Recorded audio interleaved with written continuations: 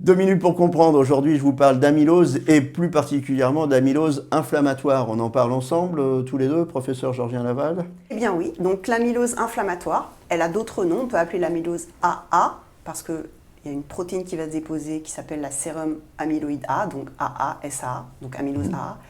Aussi, par le passé, on l'appelait l'amylose secondaire. En fait, c'est une amylose qui est secondaire à un état inflammatoire chronique.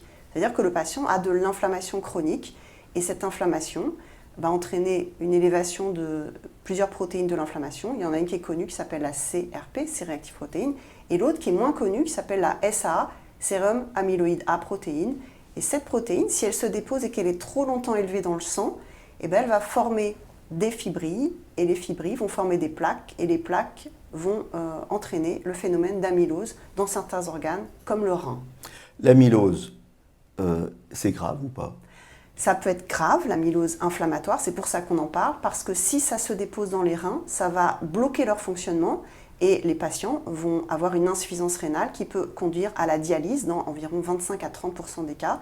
Et la dialyse, quand on est dialysé, il faut ensuite attendre une greffe rénale. Donc oui, c'est grave. Dans amylose, j'entends aussi amyloïde, plaque amyloïde, et on pense à Alzheimer. C'est un rapport ou pas?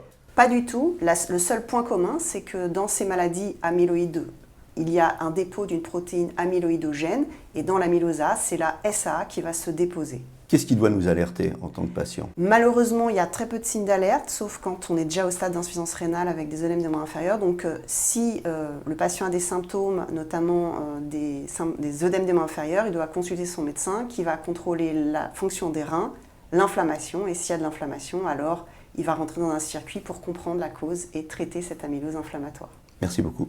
Nos émissions vous plaisent, alors aidez-nous à faire grandir la chaîne pour parler santé au plus grand nombre. Partagez, likez, abonnez-vous.